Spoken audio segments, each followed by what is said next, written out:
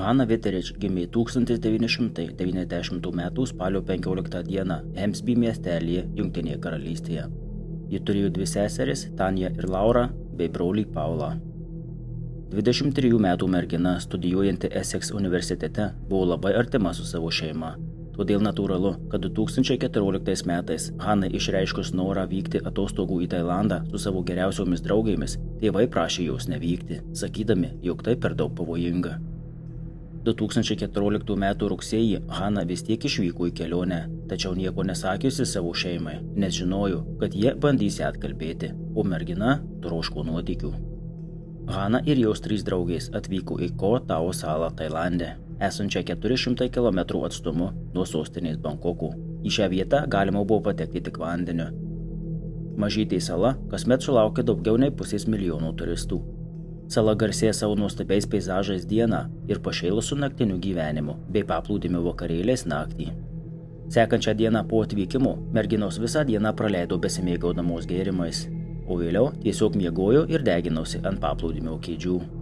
Maždaug 4:30 vakaro, kai Hana nuėjo grąžinti rankšluostį, ji pirmą kartą susitiko su 24 metų tėvynainiu Davidu Milleriu, kuris taip pat ten stovėjo, norėdamas grąžinti savo rankšluostį. Davidas su draugais keliavo po Aziją ir taip pat buvo neseniai atvykęs į salą. Jis šventė neseniai gautą stipendiją studijoms Australijoje ir leido savo paskutinį kartą pasimėgauti nuotykiais prieš prasidedant mokslams. Jie vienas kitam nusišypsojo ir susipažino. Tarp jų iš karto užsimezgė ryšys ir jie susitarė susitikti vėliau tą vakarą, kad geriau vienas kitą pažintų. Hana grįžo pas drauges pasidalinti įspūdžiais apie jauną vyrą, kurį ką tik sutiko, o Davidas grįžo pas savo draugus ir padarė tą patį. Po vakarienės Hana ir jos draugės išėjo gerai praleisti laiką. Ir pasak salos liudininkų, jos jau buvo gerokai apgirtę, nes mėgavosi gėrimais nuo pačio ryto. Maždaug 19 val. Hana su draugėmis atėjo į populiarų barą prie paplūdimio, kur Hana pastebėjo Davidą su savo draugais. Jie visi kartu smagiai leido laiką ir maždaug po 4 valandų intensyvaus gėrimo grupės vėl išsiskyrė. Kelis skirtingus kartus tą vakarą Davidas buvo užfiksuotas saugos kamerų grįžtantis į viešbučio kambarį ir vėl išeinantis gerti į barus. Hana taip pat buvo matoma saugos kamerų su drauge ir kitais 2 vyrais. Liudininkai tvirtino, kad vienu metu Davidas susiginčijo su vienu iš Hanos draugijoje buvusių vyrų. Vėliau 2 valandą nakties Davidas vėl buvo matomas apsaugos kamerų, susitinkantis su draugais ir einantis paplūdimio link. Jis atvyko į Full Moon Party paplūdimyje, kur vakarėlis jau buvo pačiame įkarštyje. Hana su draugėmis jau buvo paplūdimyje, visiškai pasinėrę į linksmybės. Netrukus Hana ir Davidas vėl susitiko ir liudininkų teigimu pora negalėjo atitraukti rankų vienas nuo kito. Maždaug 2 valandos 15 minučių nakties jie abu išėjo paieškoti nuošalesnės vietelės paplūdimyje, kur galėtų pabūti tik dviese.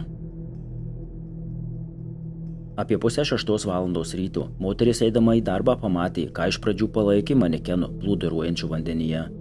Priėjusi arčiau moteris suklupo užkliuvusi už kažko smėlyje. Pažvelgusi žemyn, ji pamatė visiškai nuogą, žiauriai sumaitotą ir kruviną moters kūną gulintį smėlyje.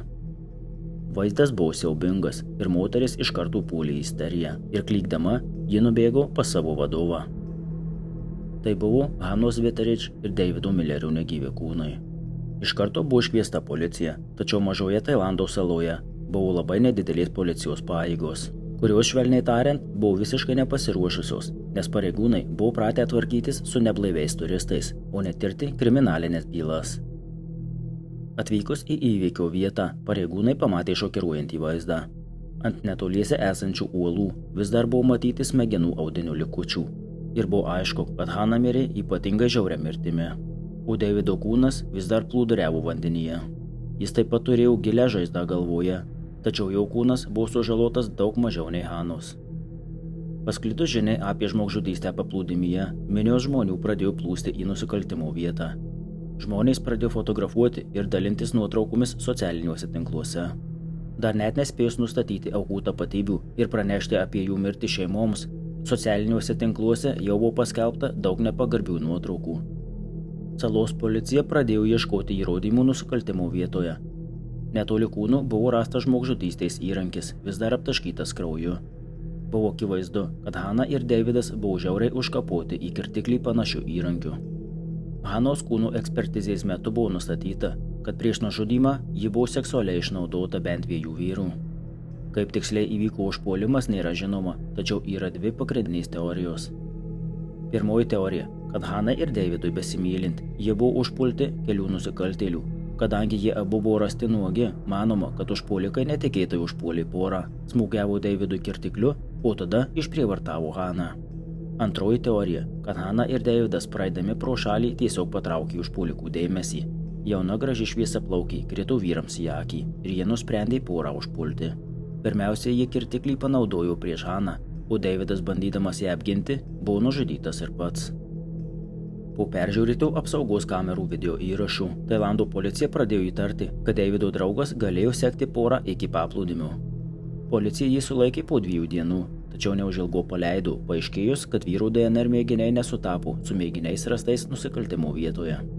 Policijos pareigūnai žūtbūt stengėsi surasti žudikus, kadangi jie negalėjo sau leisti prarasti turistų, kurie yra pagrindinis salos pragyvenimo šaltinis. Kadangi sala yra nedidelė ir retai apgyvendinta, buvo nuspręsta paimti visų salos gyventojų DNR ir patikrinti, ar jie sutampa su nusikaltėlių paliktų DNR Hanos kūne. Autopsijos metu buvo nustatyta, kad abi aukos buvo mirtinai sumuštos kietu daiktu, sukėlusiu galvos ir veido sužalojimus. Ant Davido nugaros buvo įbrėžimų, o jo plaučiuose buvo rasta vandens, kas rodė, kad jis buvo paskandintas. Hanos kūnų apžiūra atskleidė, kad ji buvo išprievartauta. Policijai buvo daromas didelis spaudimas, kuo greičiau spręsti žmogžudystes, ir tai pradėjo turėti poveikį tyrimų kokybei. Pareigūnai spekuliavo, kas galėtų būti nusikaltėliai, kaltindami įvairius asmenis, net neturėdami aiškių įrodymų, o daugiausiai dėmesio buvo skiriama užsieniečiams. Policijos atstovas viešai pareiškė, tailandiečiai taip nepadarytų. Kai kurie apklausti emigrantai skundėsi, kad pareigūnai per apklausą juos plikindavo verdančiu vandeniu, taip bandydami iš jų išgauti prisipažinimą, tačiau pareigūnai šios kaltinimus neigė. Nepavykus apkaltinti nei vieno iš emigrantų darbuotojų, policija sutelkė dėmesį į turistus susijusius su aukomis. Davido geriausias draugas buvo įvardintas kaip pagrindinis įtariamasis. Jis tapo nacionalinės paieškos taikiniu, tačiau neužilgo vėl buvo atmestas kaip įtariamasis.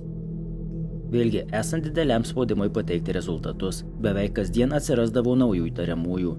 Iš viso daugiau nei 200 asmenų saloje, dauguma jų saloje dirbantys emigrantai, buvo testuojami dėl DNR.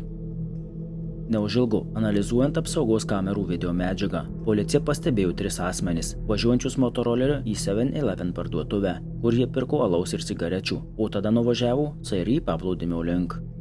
Vaizdo įrašas netoli nusikaltimo vietos parodė, kad vienas iš šių 3 vyrų bėgo iš nusikaltimo vietos maždaug tuo metu, kaip įvyko žmogžudystė.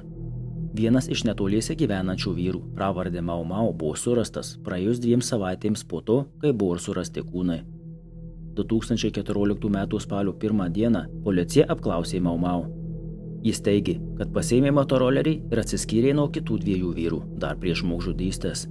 Netrukus policija surado kitus 2 įtariamuosius 22 metų emigrantus iš Mianmaro, Vaifiju ir Zovlin. Per apklausą Zovlin prisipažino, kad į šalį atvyko nelegaliai, todėl jis buvo areštuotas, o jo drabužiai ir motoroleris buvo konfiskuoti kaip įrodymai. Antrasis vyras, Vaifiju, kaip manoma, dar naktį prieš iš salos pasproko valtimi, tačiau sekančią dieną buvo surastas ir sulaikytas ir jis. Abu vyrai buvo nelegalūs migrantai iš Mianmaro. Per ilgas apklausas, kuriuose dėl kalbos barjerų policija kaip vertėjus naudojo gatvės maisto pardavėjus, įtariamieji prisipažino įvykdę žmogžudystės. Jie teigė, kad juos paskatino noras išprievartauti auką, kai pamatė porą besibučiuojančią paplūdimyje, ir tai jų seksualiai sujaudino. Policija teigė, kad įtariamųjų DNR atitiko DNR mėginius paimtus iš Hanos kūno, taip pat kaip ir ginklų panaudotų kirtiklių ir cigarečių nuorūkų rastų nusikaltimo vietoje. Ankstyvuose policijos pranešimuose buvo teigiama, kad Davido Millerio mobilusis telefonas taip pat buvo rastas Zovlin namuose, nors žiniasklaida anksčiau teigė, kad telefoną policijai perdavė aukos draugas. Pareigūnai privertė įtariamuosius atkurti nusikaltimą viešai, kad tai matytų žurnalistai. O šis žingsnis vėliau buvo pasmerktas teisininkų, nes jų nuomonė tai galėjo pakenkti nešališkam teismo procesui. Vėliau po pokalbio su advokatu Zaulin ir Vaifiju pakeitė savo nuomonę ir atsiėmė savo prisipažinimus. Jie teigė, kad jų prisipažinimai buvo išgauti per prievartą, nes jie buvo mušami, šaltose kalėjimo kamerose buvo laikomi nuogi ir jiems buvo grasinama elektrošoku bei mirties bausme be teismo.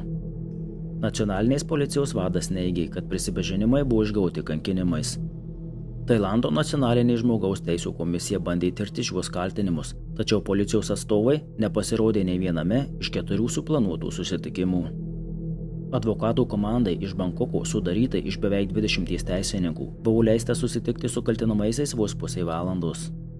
Gynybos advokatų prašymas atidėti teismo posėdį, kad būtų daugiau laiko pasiruošti teismui, buvo atmestas. 2014 m. gruodį įtariamieji buvo apkaltinti 5 nusikaltimais: tyčiniu nužudymu, žmogžudystę siekiant nuslėpti kitą nusikaltimą, išprievartavimu, neteisėtu atvykimu į Tailandą ir buvimu šalyje be leidimo. Vaifiju taip pat buvo kaltinamas pavogęs Davido Millerio telefoną. 2015 m. Liepos 8 d. prasidėjo 18 dienų trukęs teismas. Gynybos komanda teigė, kad tyrimas buvo vykdomas neadekvačiai, su įrodymais buvo elgiamasi neprofesionaliai, apklausų metu kaltinamiesiems nebuvo suteikta galimybė išsikviesti advokatus, prisipažinimai išgauti iš kaltinamųjų ir liudininkų buvo išgauti tik bauginimais ir grasinimais. Jie tvirtino, kad kaltinamieji tiesiog tapo policijos atpirkimo ožiais. Gynyba pateikė kitokią įvykių versiją, kad abu vyrai teigė tą naktį besimaudantys tame pačiame paplūdimyje. Išlėpę iš vandens jie pastebėjo, kad jų drabužiai dingo. Nepavykus rasti daiktų, jie nusprendė eiti Mau Mau namų link trumpesniu keliu, todėl ir buvo užfiksuoti apsaugos kamerų. Jie teigė, kad Vaifiju rado telefoną paplūdimyje, todėl jį pasiliko savo. Liepos 10 d. teismas nurodė dar kartą patikrinti DNR mėginius. Policija atskleidė, kad DNR mėginiai iš Hanos kūnų buvo jau sunaudoti, tačiau galėjo pateikti DNR mėginius nuo nusikaltimo ginklo. Tailando centrinio kriminalistinių tyrimų instituto vadovas nustatė, kad DNR ant ginklo netitiko kaltinamųjų DNR.